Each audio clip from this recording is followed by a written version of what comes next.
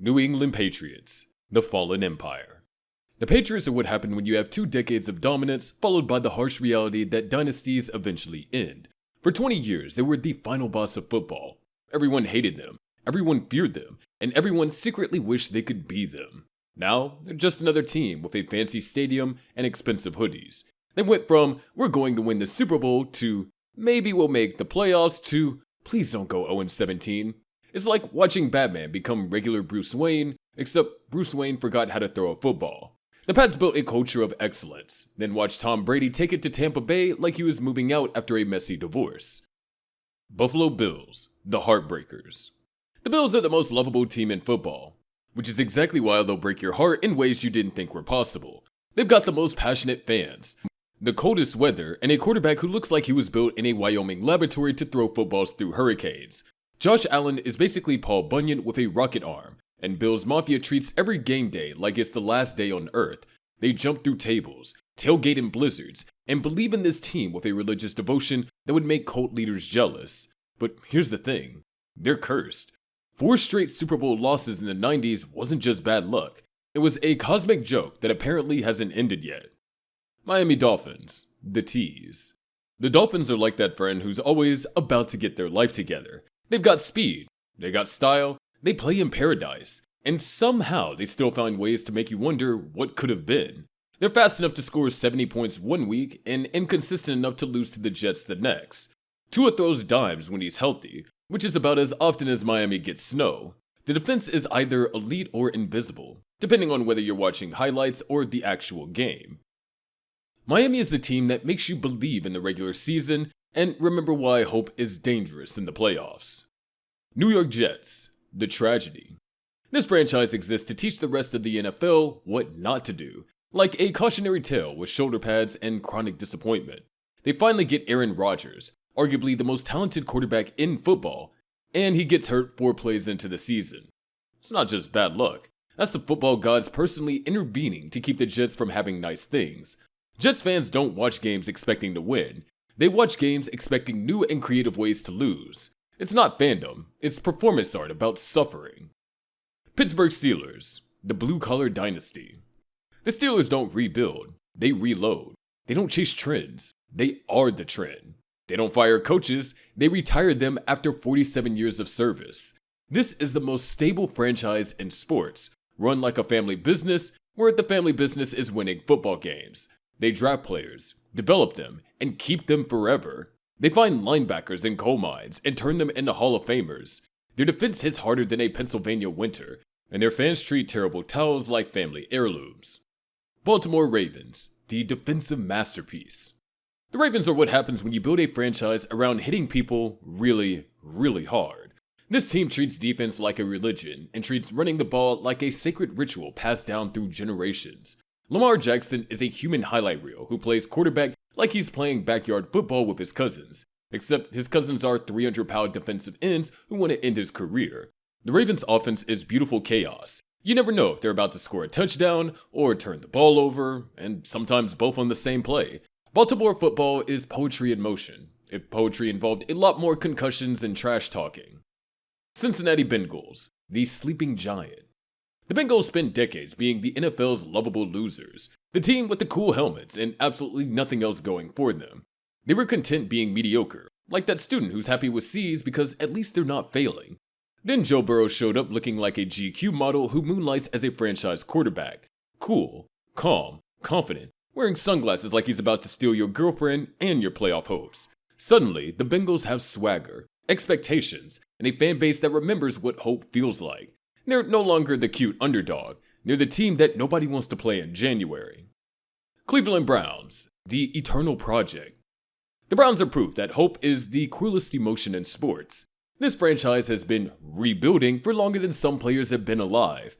They've had more quarterbacks than some teams have had seasons, and somehow their fans keep showing up like football masochists. Cleveland fans don't just support their team, they survive it. Every season starts with optimism and ends with trauma therapy. They've been through 0-16, the drive, the fumble, and the move, yet somehow they're still here, still believing that maybe this year will be different. Indianapolis Colts, the quarterback factory. The Colts had Peyton Manning for 14 years, then immediately drafted Andrew Luck. That's like winning the lottery twice. Except Andrew Luck decided he'd rather be happier than rich and retired at 29 to go read books, or whatever normal people do. Now they're stuck in quarterback purgatory, cycling through veterans and rookies like they're trying to find the right flavor of disappointment. The Colts are built to win with an elite quarterback, but elite quarterbacks apparently don't want to play in Indianapolis anymore. They've got everything you need to contend, except the most important thing, someone to throw the ball to all those talented receivers they keep drafting. Houston Texans. The resurrection. The Texans went from expansion team to playoff contender to complete dumpster fire to sudden contender again, all in about 20 years. That's impressive commitment to chaos. They've survived the Deshaun Watson drama, the Bill O'Brien era, and somehow emerged with CJ Stroud, who plays quarterback like he's been doing it his whole life instead of just since college. The Texans are young, fast, and suddenly dangerous, which is terrifying for everyone else in the division. Houston football is back, and this time, they might actually know what they're doing. Jacksonville Jaguars, the tropical chaos. The Jags are what happened when you put an NFL team in a city that feels more like a vacation destination than a football town. They play half their games in London because apparently even their own team wants to travel. Trevor Lawrence looks like a Disney prince who accidentally wandered into the NFL, and somehow he's turning the franchise from a punchline into a legitimate threat. The stadium has swimming pools, because why wouldn't it? This is Florida. Everything's weird here. Jacksonville is chaos theory with shoulder pads, and somehow it's starting to work. Tennessee Titans, the grinders. The Titans play football like they're building a house, methodically, efficiently, and with way more running than anyone wants to watch. They're not flashy, they're not fun, but they're tough as nails and harder to kill than a cockroach. This team believes in defense, running the ball, and winning ugly. They'll beat you 16-13 and act like they just won the Super Bowl. Their idea of an explosive play is a 12-yard run up the middle on 3rd and 9. Tennessee football isn't entertainment. It's work. Blue collar, lunch pail. Please God, can we throw the ball more than 15 times work? Kansas City Chief, the Golden Boys. The Chief are what happens when you combine elite talent, perfect coaching, and Taylor Swift occasionally showing up to games.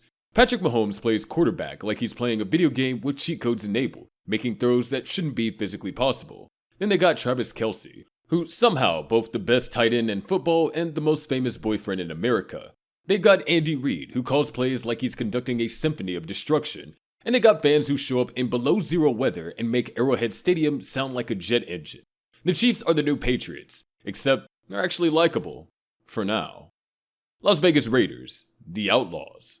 The Raiders moved to Vegas because, of course they did. This franchise has always been about chaos, rebellion, and making questionable decisions that somehow work out. They play in a city built on gambling and bad choices. It's perfect. The Raiders fans are a cult.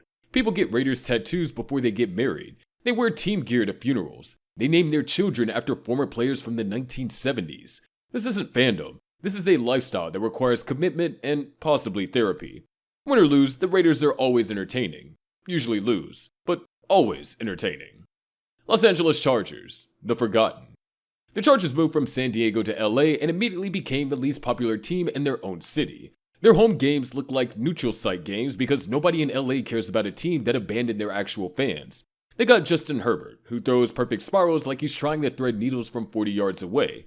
They've got talent, they've got potential, and they've got a fan base that's spread across 2 cities and mostly consists of people who feel bad for them. The Chargers are the most talented team that nobody talks about, playing in the most expensive stadium that they don't really belong in.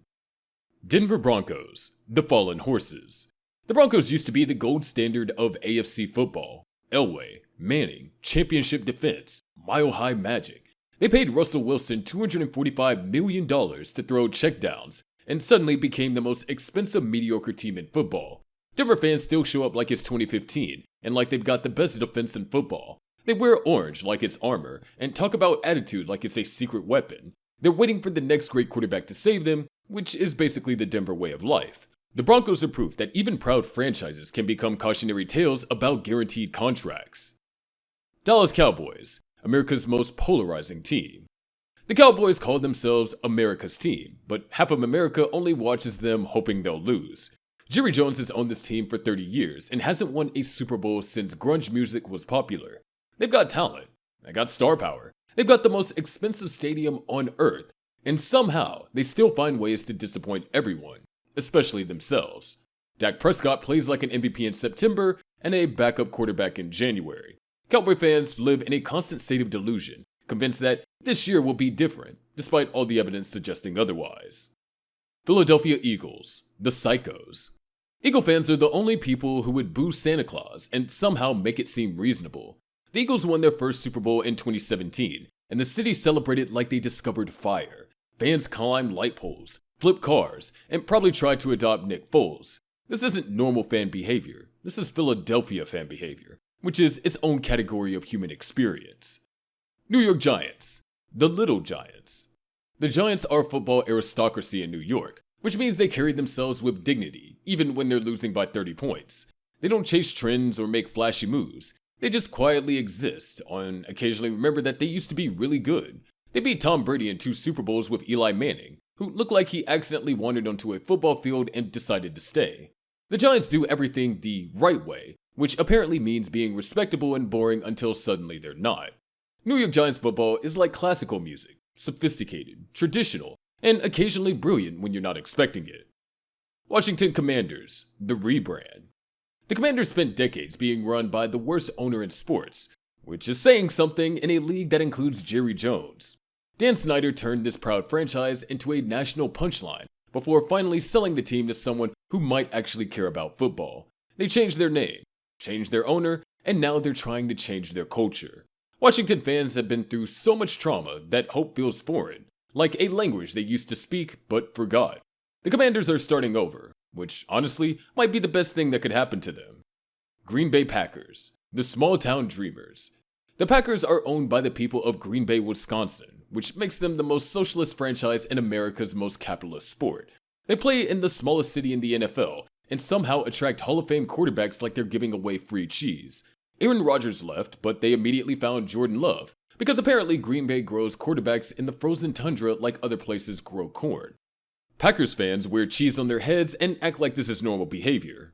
In Green Bay, it probably is. The Packers are proof that you don't need a big city to have big dreams, just really good scouting and a lot of faith in the power of Wisconsin. Chicago Bears, the defensive traditionalists. The Bears invented modern defense and have been trying to recreate 1985 ever since. They draft running backs like they're collecting Pokemon cards and treat quarterbacks like necessary evils who shouldn't be trusted with important decisions. Chicago football is about running the ball, hitting people hard, and playing in weather that would make polar bears complain. Bears fans don't want pretty football, they want effective football, preferably involving someone getting tackled so hard they question their life choices. The Bears are old school football in a new school world, which is either charming or frustrating depending on whether you like offense. Detroit Lions, the comeback story. For 60 years, the Lions were the NFL's lovable losers, the team that found new ways to snatch defeat from the jaws of victory. They were so bad that being a Lions fan was considered a character flaw. Then Dan Campbell showed up, talking about biting kneecaps and playing with heart, and somehow it worked. The Lions became fun, dangerous, and actually good at football, which confused everyone, especially Lions fans who didn't know how to process success. Detroit football is finally something to be proud of instead of something to survive. Minnesota Vikings, the Heartbreak Hotel. The Vikings are the most talented team to never win a Super Bowl, which is both impressive and deeply depressing. They've been close so many times that close has become their brand identity. Kirk Cousins throws perfect passes in meaningless games and questionable passes in important games, which perfectly captures the Viking experience. They've got talent, they got hope, and they got a fan base that has been hurt so many times they expect disappointment, but somehow still believe. Viking football is beautiful suffering, like a Shakespearean tragedy with more purple and fewer sword fights. New Orleans Saints, the party. The Saints play in the Superdome, which doubles as the world's largest indoor party. Drew Brees retired and took the championship window with him, but Saints fans don't care because game day in New Orleans is more than winning. It's about community, culture, and having a really good time regardless of the score. The Saints are proof that football can be fun, even when your team isn't great, as long as you're in the right city with the right attitude. Atlanta Falcons, the haunted. The Falcons live with the ghost of 28-3, the most devastating collapse in Super Bowl history. Every conversation about this team eventually leads back to that game, like a psychological wound that never heals. They've got talent, they've got potential, and they've got fans who desperately want to believe, but can't shake the feeling that disaster is always one play away. Atlanta football is hope mixed with trauma, like PTSD with shoulder pads. The Falcons are trying to build a new identity, but some memories are harder to escape than others. Carolina Panthers, the inconsistent. The Panthers are either really good or really bad, with absolutely no middle ground. They go 15-1 one year and 2-15 the next, like they're allergic to mediocrity in both directions. Bryce Young was supposed to be the franchise savior, but rookie seasons are hard and Carolina is impatient. They change coaches, change systems, and change expectations faster than most people change clothes. The Panthers are a roller coaster disguised as a football team, which is either thrilling or nauseating, depending on your tolerance for chaos. Tampa Bay Buccaneers, the borrowed glory.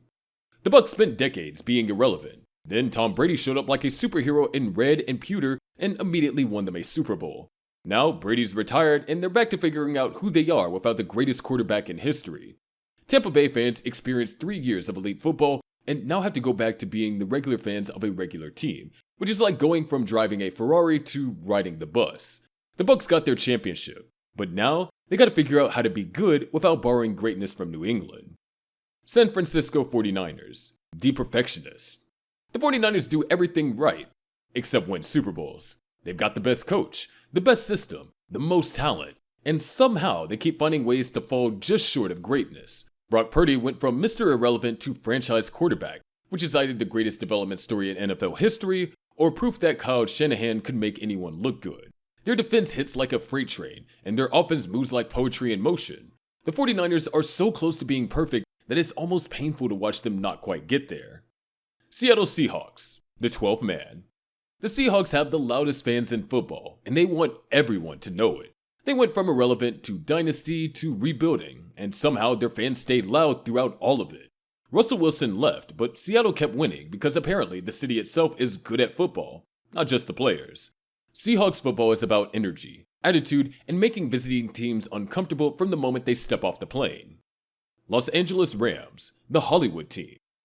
The Rams moved back to LA, built the most expensive stadium in history, and immediately won a Super Bowl because, of course they did.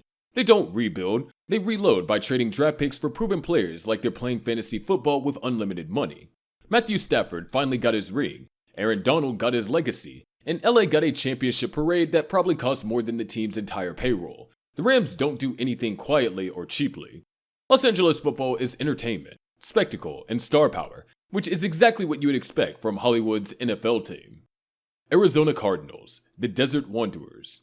The Cardinals are the NFL nomads. They played in Chicago, St. Louis, and now Arizona, like they're constantly searching for a home where they can actually win consistently. They've got moments of brilliance followed by stretches of confusion, like they can't decide if they want to be good or just exist. Kyler Murray is either the future of the position or a very expensive question mark, depending on which game you watch. Arizona football is potential energy that sometimes becomes kinetic energy, but mostly just stays potential. So there you have it, every NFL team explained in all their chaotic, beautiful, frustrating glory. Some are dynasties, some are disasters, and some are just trying to figure out what they want to be when they grow up. Choose wisely, because once you pick a team, you're stuck with them through draft busts, coaching changes, and whatever creative new ways they find to break your heart.